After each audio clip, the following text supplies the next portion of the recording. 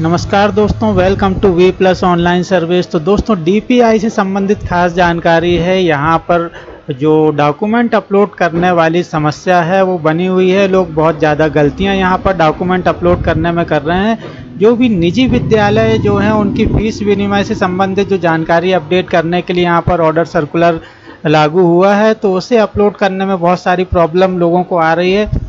दोस्तों क्लियरली आप लोगों को यहाँ बता दूं मैं कि नोटिफिकेशन अगर आप देखेंगे तो यहाँ नोटिफिकेशन में आपको सारी जानकारी मिल जाएगी। अगर आपने नोटिफिकेशन पढ़ने के बाद इस फॉर्म को फिलअप किया है तो बिल्कुल आपसे यहाँ पर गलतियाँ नहीं होने वाली हैं। तो दोस्तों मैं आज आप लोगों को बताने वाला हूँ इस वीडियो में कंप्लीट डॉक्यूमेंटेशन की प्रोसेस की डॉक्यूमेंट आपको कौन कौन से लगने हैं और कैसे आप उन डॉक्यूमेंट को बनवा पाएंगे, या कौन से डॉक्यूमेंट वो हैं जिन्हें यहाँ पर शब्दावली यूज़ की गई है कि कौन से डॉक्यूमेंट यहाँ पर अपलोड करने हैं। तो दोस्तों सबसे पहले तो यहाँ पर लिस्ट हम देखेंगे कि जो डॉक्यूमेंट अपलोड करने हैं यहाँ पर प्राप्ति एवं भुगतान पत्रक है, आय व्यय शेड्यूल है, अंकेक्षण प्रतिवेदन है। तो दोस्तों ये शुरू की 3 चीज़ें और सबसे नीचे एक बैलेंस शीट लिखा हुआ है। ये 4 चीज़ें आप लोगों को सीए के द्वारा प्रदान की जाएंगी। जिस भी सीए से आप अपने स्कूल का या जो सोसाइटी है या फर्म है, जिस भी सोसाइटी से आप अपना स्कूल संचालित कर रहे हैं, उसका जो भी मैनेजमेंट देखता है, जो भी सीए आपने नियुक्त किया हुआ है या फाइनेंशियल एडवाइज़र जो आपके यहाँ है, तो उनसे अगर आप बोलेंगे तो ये चारों चीज़ें बहुत ही ईजिली उनको समझ में आ जाएगा कि ये क्या है। तो प्राप्ति एवं भुगतान पत्रक, आय व्यय शेड्यूल, अंकेक्षण प्रतिवेदन और नीचे बैलेंस शीट, ये आपको सबसे पहले अपने सीए से ले लेनी है।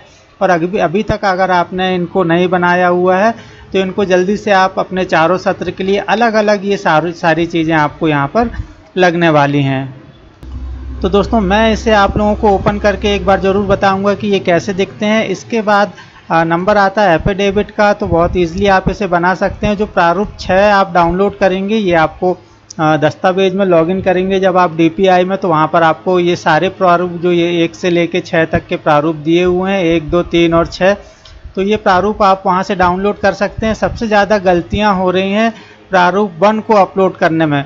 बिल्कुल 90% गलतियाँ, जो मैक्सिमम गलतियाँ हैं प्रारूप 1 को अपलोड करने में हो रही हैं। प्रारूप 1 आपको कैसे अपलोड करना है, मैं यहाँ पर आप लोगों को थोड़ा क्लियरली मेंशन कर दूँ कि प्रारूप 1 में लोग सिर्फ एक ही पेज यहाँ पर अपलोड कर रहे हैं, लेकिन यहाँ पर ऐसा नहीं है। आपको फीस की डिटेल, जो फीस का शेड्यूल है, वो भी आप लोगों को यहाँ पर अपलोड करना है। जब हम यहाँ पर अपने पोर्टल पर आते हैं तो दोस्तों जब हम अपने फॉर्म को फिलअप करके इस वाले पोर्शन पर पहुँचते हैं, डॉक्यूमेंट अपलोड करने वाले पर, तो यहाँ पर आपको ये लिंक दिख जाती है कि यहाँ से आप क्या क्या डाउनलोड कर सकते हैं। तो बहुत अच्छी बात है कि प्रारूप 1 आपने यहाँ से डाउनलोड किया हुआ है। लेकिन अगर आपने जो होम पेज है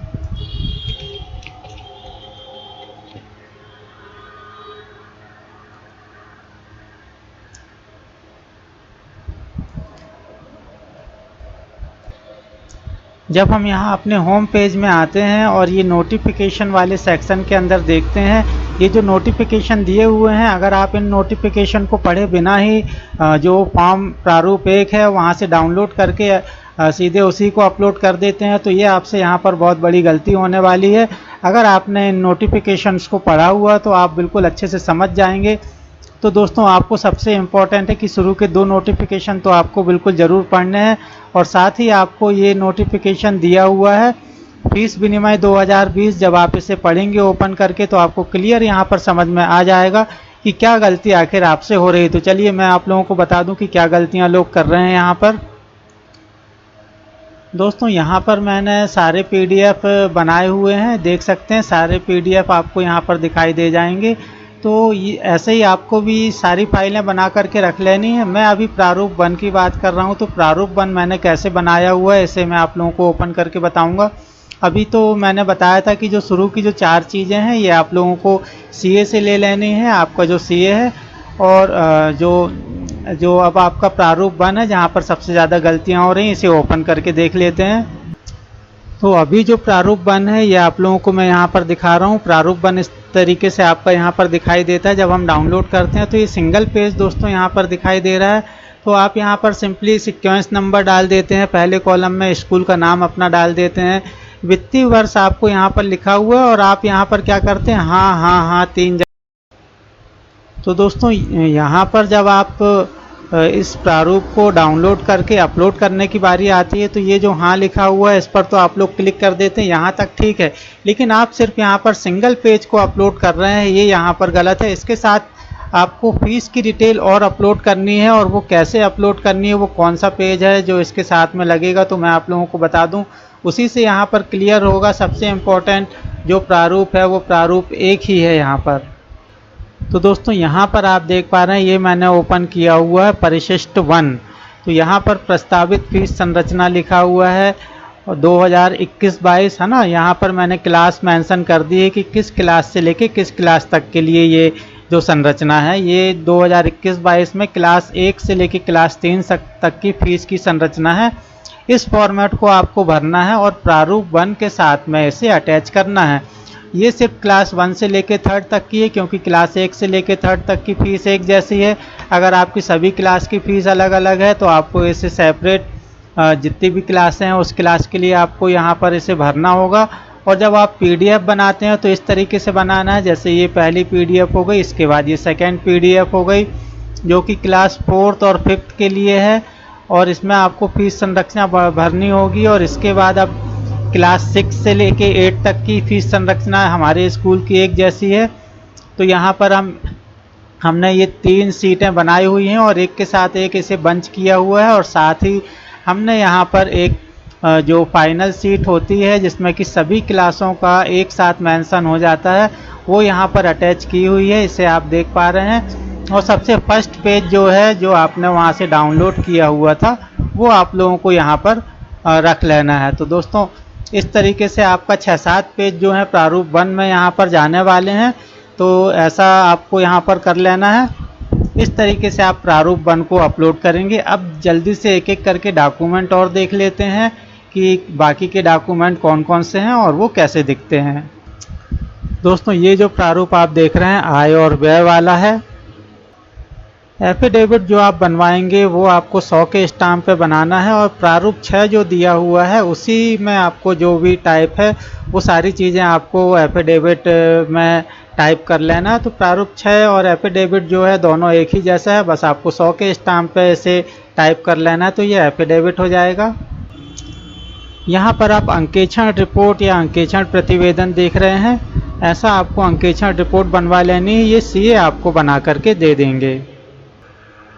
अगला डॉक्यूमेंट है बैलेंस शीट। यहाँ पर आप देख पा रहे हैं जो स्क्रीन पर प्रदर्शित हो रहा है, इसे हम बैलेंस शीट कहते हैं। अब जो स्क्रीन में आप देख रहे हैं ये प्राप्तियाँ और भुगतान पत्रक है। यहाँ पर आपको जो भी प्राप्तियाँ हुई हैं लेफ्ट साइड में दर्शाते हैं, और जो व्यय हुआ है उसे आपको राइट साइड में दर्शाना होता है। तो दोस्तों अब यहाँ पर हमारा बचता है प्रारूप 1, जो कि मैं पहले ही बता चुका हूँ। प्रारूप 3, 4, 6 जैसा दिया हुआ है, जहाँ से आपने जब हम फॉर्म फिलअप करते हैं तो वहाँ से ही आप इसे डाउनलोड करके डायरेक्ट जैसा दिखाई दे रहा है वैसा ही आप उसे अपलोड कर सकते हैं फिलअप करने के बाद। और सील साइन ज़रूर लगाएं हर पेज में नीचे की तरफ। संस्था की सील साइन, स्कूल की सील साइन आपको यहाँ पर लगानी है। वचन पत्र आप यहाँ पर जो है वो आपको भी डाउनलोड में मिल जाएगा। तो वचन पत्र और प्रारूप 1 में जो सीट लगनी है वो आप लोगों को समझ में नहीं आएगा कहाँ से मिलनी है। तो चलिए होम पेज में आएंगे आप यहाँ पर, और यहाँ पर आपको जो प्राइवेट संस्था के लिए जो विनिमय वाला ऑप्शन है इसे आप लोगों को व्यू पर क्लिक करना है और इसे ओपन कर लेना है।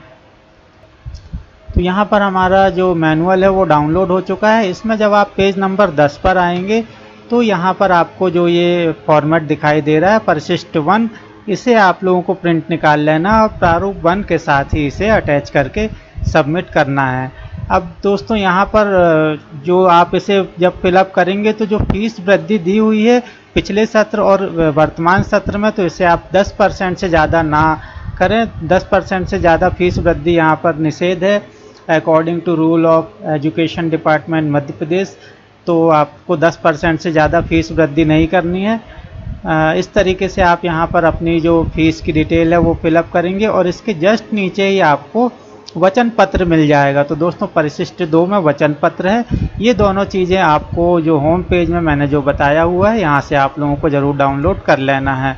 तो ये थी कंप्लीट डॉक्यूमेंटेशन की प्रोसेस। एक सेपरेट वीडियो है उसे आप लोग ज़रूर देखें कंप्लीट। तो दोस्तों ये थी कंप्लीट प्रोसेस डॉक्यूमेंटेशन की। और अगर आप मुझसे इस फॉर्म को फिलअप कराना चाहते हैं, अपने स्कूल का जो रजिस्ट्रेशन है, फीस की डिटेल अपडेट कराना चाहते हैं, तो आप मुझे कमेंट्स करें दोस्तों, मैं आप लोगों से कांटेक्ट करूंगा और जो भी हेल्प बनेगी मैं आपसे ज़रूर यहाँ पर करूंगा। तो दोस्तों फिर मिलेंगे इसी प्रकार के अन्य जानकारी के साथ, तब तक के लिए नमस्कार।